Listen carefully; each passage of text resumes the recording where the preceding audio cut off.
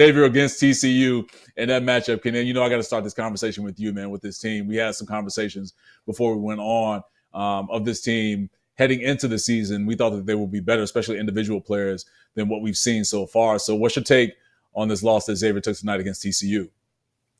I mean, I think, first of all, you have to point out the fact that they lose Traore before the season started. That he was going to be a huge piece of this team. I don't know how many minutes Hugley was getting if Traore is the starter, and I still think that Hugley has the ability to do the offense that they play is so fast. They're getting the ball up and down the floor as fast as they possibly can. That's going to be a tough situation for any guy that's 6'11", 270. It's going to be tough, but we're getting production out of Fremantle and Conwell. We knew that stuff was going to come. McKnight hasn't really been there the last couple games. He's been the guy over the past 2 years, no matter how bad or good Xavier was playing. I always felt like we're going to have that steady dose of McKnight. He's going to find his ways. He's going to be able to lead the team. And I haven't seen it from him lately, which is disheartening, but it's tough, man. Swain has been maybe one of our best players. He's doing it in a dirty way. He's like getting rebounds. He's getting out on fast breaks, playing defense. But, outside of those three guys, then you're looking at Maddox, who, when I found out he was coming to Xavier, I was so excited. I watched games. I watched game film. I watched some highlights. I think I read a stat somewhere that he made 19 threes outside of 30 feet last year. And it just doesn't feel like he's playing with confidence because he's not that go-to guy, the number one guy on the team. He's playing the sixth man. Xavier doesn't really have the ability to throw him and Maddox in for extended periods of time because of defense. So it's just been frustrating to watch because we know what we're going to get from Conwell. We know what we're going to get from Fremantle, and we need the other guys to step up and kind of fill in those puzzle pieces, get in where you fit in to win games. And right now they're not doing it. Yeah, and I love that you brought up the name Dante Maddox. I mean, we knew with Conwell, Randolph, and also Fremantle that they're going to bring and do what they do night in and night out. Just that's, we talk about how guys are built. They're built like that. But Dante Maddox is a guy that I know and I've covered since his high school days when he was at Bloom High School in the Chicago area. He's an offensive power, but when he's not making shots, I don't know what else he's bringing to the court to help his team win. And that's the big question with Dante moving forward with this Xavier team, especially off the bench in his role. Again, once he gets himself going, I think that's going to be one of the keys for this team to really take that next step throughout the season, is when he finds that confidence again and he gets his shot going, but also realize that he can do other things on the court to help this team win other than just score the basketball. Then you're going to have this Xavier team unlock something else, RC. And so, I mean, do you see it that way with Maddox, but then also just big picture with Xavier moving forward after this loss against a TCU team that for sure took it right to them in this matchup in the Big 12 Big East battle? First of all, it was a brutal loss to me because they had this game. I thought they were in control of this game, and within the last minute, and they had a horrible fouling Wenzel on the three, and the two possessions after that, you turned the ball over, and you had did such a good job in the second half of taking care of the basketball. You had like 9 turnovers in the first half, and that's what TCU does. They get down to the most critical part of the game, and then they have these turnovers, and that just that hurts you when you're up. They take care of the basketball. If they just get shots up, I think they win those games. But you give up pick sixes back to back, and you cost yourself the game. They got to be kicking themselves in the ass on this one because they winning on the road is hard, and you played well enough for 38 and a half minutes, so 39 minutes, and then you kind of give it up that way. And credit to TCU because that's their style of play. We saw 2 pressure teams tonight take care of business at home, right? But the Penn State game, which is total domination, Xavier played like Xavier in the sense that last minute, the minute 39 seconds, coughing the ball up, man. But 2 guys, man, I add to you guys. You were talking about players. Marcus Foster and John Hugley have played college basketball and played at a high level and had really big moments in their college career.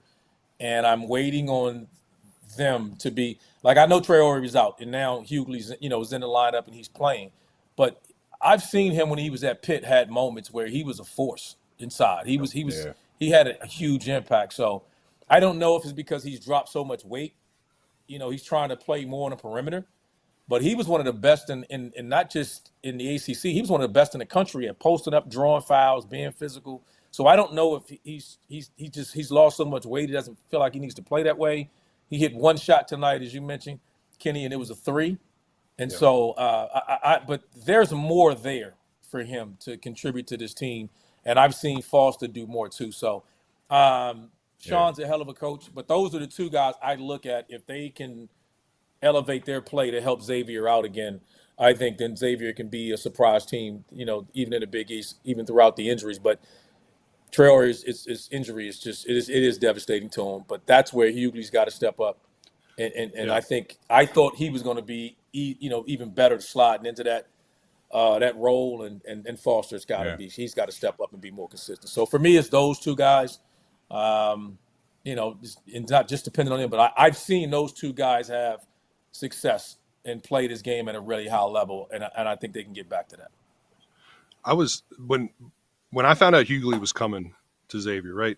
I'm sitting here and I'm thinking, we got Fremantle, we got Swain coming back, Conwell, McKnight. You're 6'11", 6'10", whatever it is. How are they going to double you, right? You're going to get the ball in the post, and you're going to be one-on-one on an island. And I'm expecting him to. I didn't think he was going to come out and average 20 a game, but I was figuring that he was going to come out and be able to back down to the basket. I mean, I'm seeing him finish through players in Oklahoma and Pitt, and getting up, 3-point shooting was always a little bit of a thing, but never, the only shot you make in a game. But I mean, I would have dreamed of a day like that when I'm getting the ball in the post and I don't have to worry about anybody coming to me. I mean, it's just like you kind of get in this situation where he's weak with the ball sometimes, and it's frustrating to watch as a fan and as an ex-player that was in a position like him. I'm not saying that he's not a good player. That's not what this is about at all. But the beginning of this season has not been his best. And if Xavier wants to do something this year, they need production from John Hugley. You know what he reminds me of? He reminds me of a guy, like so many of these guys. They get outside information about, hey, you got to show you can start shooting threes or expand your game.